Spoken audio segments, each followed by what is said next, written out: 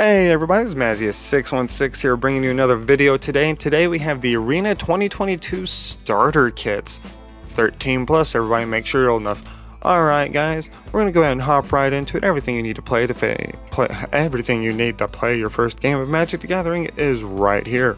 Gear up for Magic with two 60-card decks, each with 5 rare cards, and codes for you and a friend to receive them in MTG Arena. The one good thing about these is they do give you the Arena cards to play the game.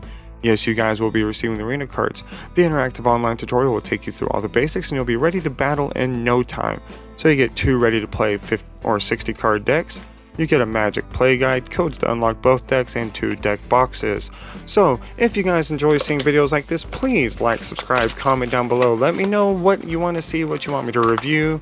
Every now and then I'll still do openings like I used to, but I think I'm going to pretty much stick to doing reviews just because you guys seem to like that more and I tend to have more fun with it. So first we're going to go ahead and pop in all of these what's the word I'm looking for? I don't have words right now. These deck boxes, go ahead and get them ready to receive the 60 card decks. These are generally pretty good starter decks. Here's your little starter kit guide. I actually do recommend them. I know a lot of people are a little fishy on whether or not they recommend them. I do. I think they're a good value. I mean, it's 10 bucks. You get both decks in person. Some of these rares are pretty good. Some of these rares are crap. But hey, some of these rares are crap and other things you get, and you spend way more money on them. So we're definitely going to go with that. Now we are going to sleeve up the 2 foils. You've got your Thundering Ryujin, which is the one that I will be using if I ever decide to do this, because I absolutely love dragons. And what does this look like to you guys? That is right, this is a dragon. I am going to double sleeve the foils. The sleeves look like crap, I apologize, but I want to keep it safe and keep it from warping. So if you double sleeve your foils as soon as you get them out, generally they warp a little less. But Thundering Ryujin haste whenever it attacks, put a +1/+1 counter on target creature you control. Deals X damage to each opponent, where X is the number of modified creatures you control. Equipment or as you control encounters and modifications. Not too bad, not, something nice from the Kamigawa Neon Dynasty path. Then on the other side you have Welcoming Vampire. I do not know what the colors are for these decks. I apologize, we are going to discover that together. But I do know that I do like vampires. So Welcoming Vampire looks like a good one. And then it's got some other stuff. It looks like you've got cards from Crimson Vow, Neon Dynasty, looks like Streets of New Capenna. So some pretty cool stuff. But Welcoming Vampire, not as foily as the Thundering Ryujin is. But whenever one or more other creatures with power 2 or less enter the battlefield under your control, draw a card. This ability triggers only once each turn. Not a bad ability, but the fact that they limit it to once per turn kind of defeats the purpose of it.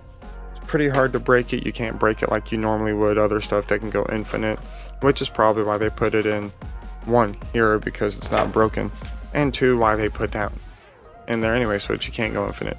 So let's go ahead and go into the deck that the Thundering Raiju comes with. Ryujin. I've been playing too much. I think that's a Street Fighter with it. Not sure, but we'll go and get that off.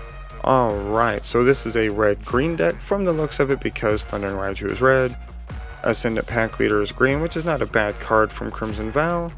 We've got Creepy Puppeteer from Crimson Vow. Topiary Stomper from Streets of New Capenna, which is a 4/4 for 3 vigilance, enters battlefield, basic land, can't attack or block unless you control 7 or more lands. So it helps you build land. It's only a 3 mana, it's 4/4, it's got vigilance. That's actually not too bad to help you get stuff up and going pretty quick. Glorious Sunrise is from Crimson Vow, it's a bit crap. Voldaren Stinger is a nice little vampire from Midnight Hunt. You've got another one from Midnight Hunt. You've got Timberland Guide from Midnight Hunt.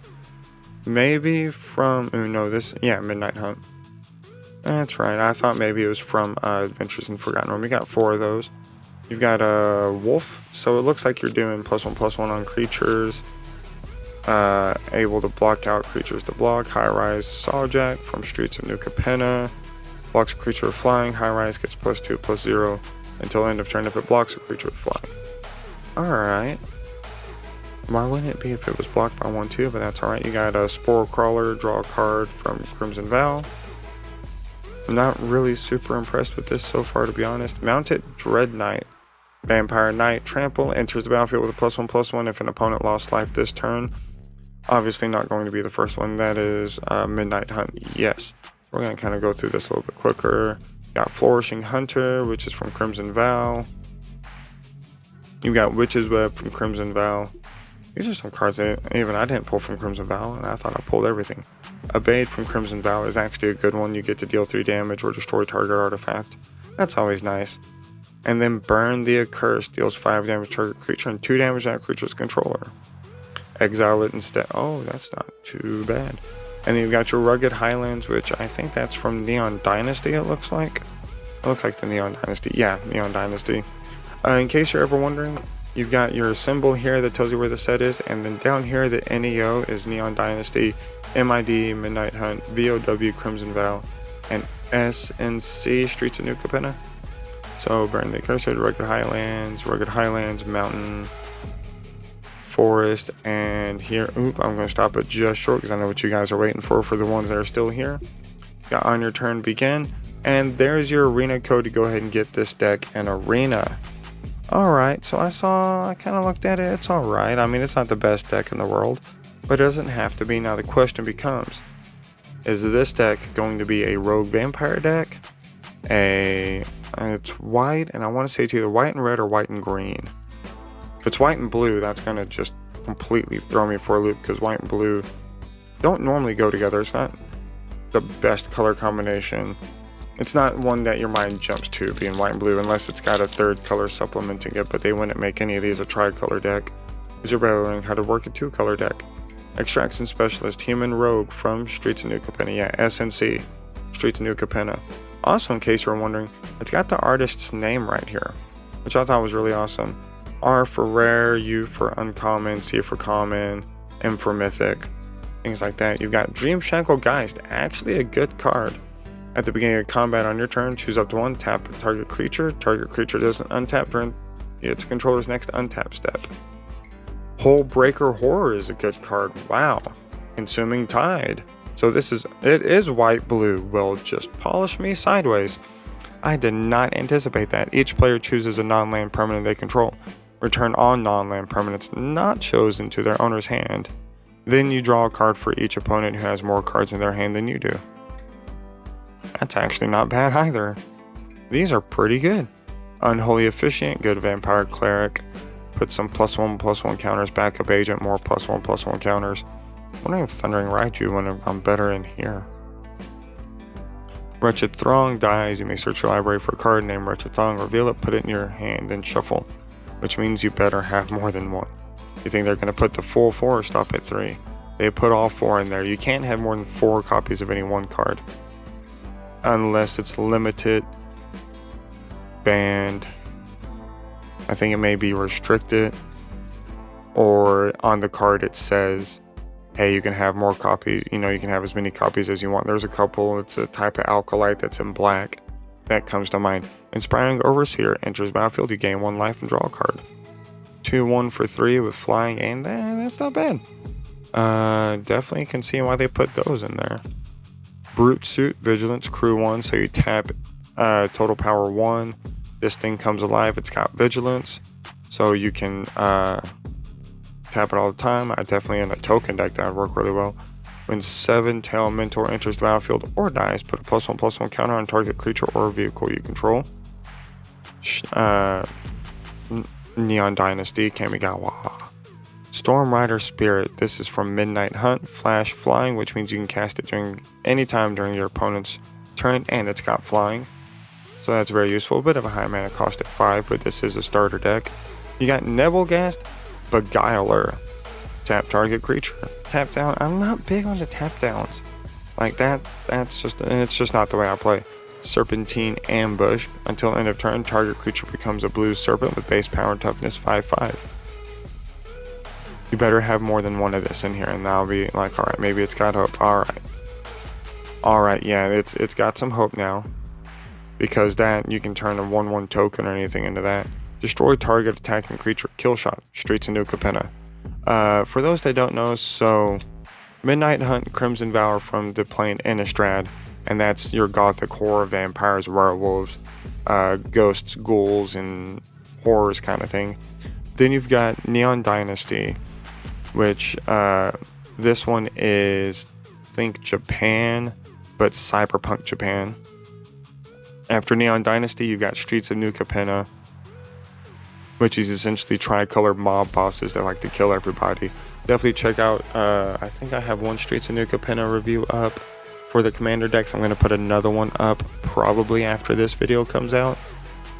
So that's going to be awesome. But definitely check those out. I love the mob boss idea. Streets of New Capenna, I really wish we could have spent more time with it, but right after Streets of New Capenna came out Commander Legends 2, Battle for Baldur's Gate, and they were really hyped up for that, but not really much came of it. You don't want to deal with Commander Legends 2. Not the best set. But we're going to continue on Brute Suit. We've got Fading Hope. We've got Fading Hope. Return target creature to its owner's hand. If it's mana value or less, scry 1. Tranquil Cove. Enters tapped. Gain 1 life. Common lands. Come on, you guys could have put like an uncommon dual land in here. You had enough sets to choose from. So let's see. They've got a Midnight Hunt Plains. They've got a Crimson Vow Plains. Neon Dynasty Plains. Midnight Hunt. Crimson Vow. Neon Dynasty. No Streets in New Capenna? Come on, those looked cool. Watch those be in the islands. So you've got Vow, Neon, Streets of New Capenna. Vow, Neon, Streets of New Capenna. Okay, see, I told you it'd be there. Oop, almost surprised you guys. Alright, so I hope you guys enjoyed that video. I enjoyed showing it to you guys. They're starter decks. They're not supposed to, you know, blow you out of the water, but for a $10, $11 value, especially with the arena code, especially with everything else going on, I mean, you've got probably $3 or $4 in rares here total, maybe more. There's your arena code for the decks to get them on arena for the white-blue deck. Anyways, guys, I hope you enjoyed that video. I enjoyed sharing it with you guys. These are actually a really good value. I do enjoy the arena starter kits just because you got 2 decks, you can play with a friend, you get the arena code, everything goes well. But guys, without any further ado, oh man, it's been one of those days. As always, guys, thank you so much for watching. I really appreciate it. If you enjoyed the video, please like, subscribe, comment down below. Let me know what you want to see. Let me know what you guys thought of the video. I enjoy talking with you guys the few times that I get to. I know we're not a big channel. I'm shooting for 100 subscribers by the end of the year. I hope you guys enjoyed it. Let me know, as I said, and as always, guys, I'll see you next time.